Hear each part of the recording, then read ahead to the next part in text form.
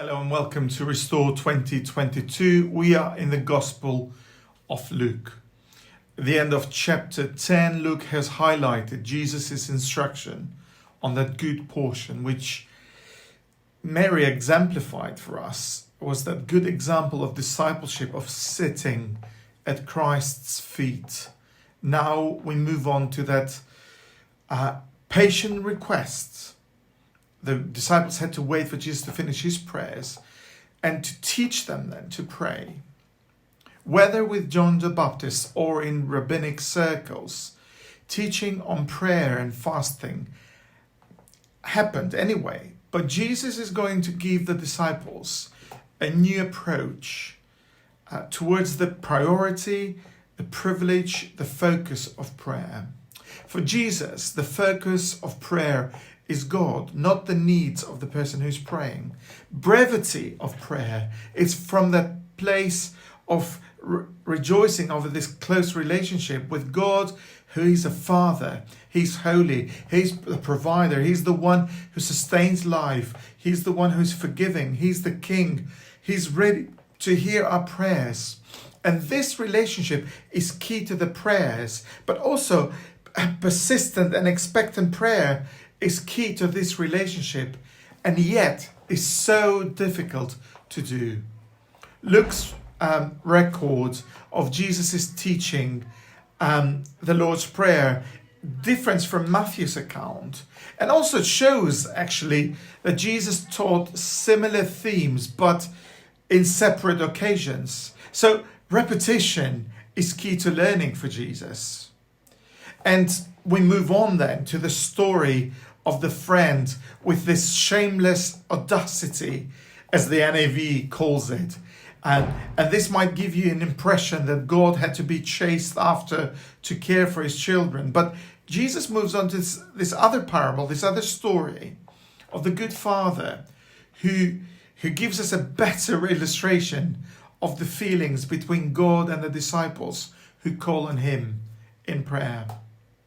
If a good earthly father gives good things to his children when they ask, how much more will the good heavenly Father give good things to his children when they pray? There is no obvious connection now as we move on to the chapter between the first 13 verses on prayer and the rest of the chapter. But it simply picks up on another theme about who Christ is. Namely, Jesus has got power.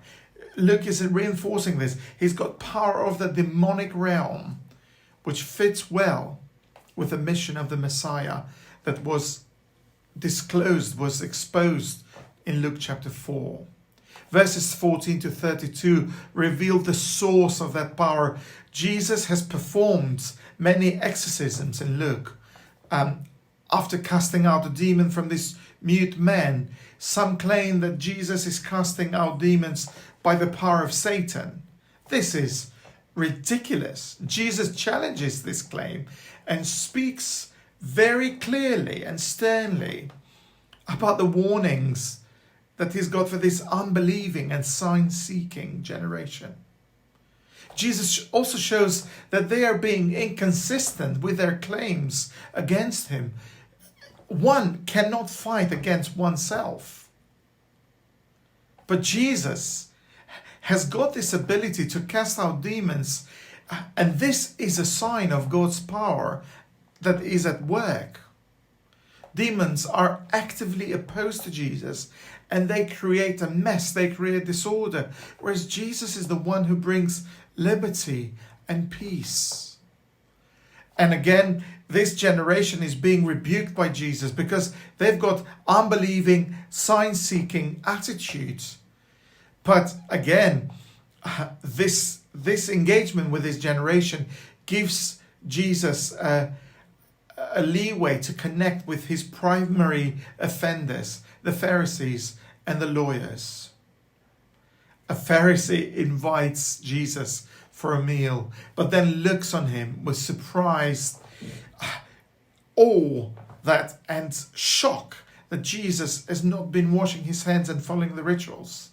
Jesus speaks a series of woes against the Pharisees as being merely outwardly religion.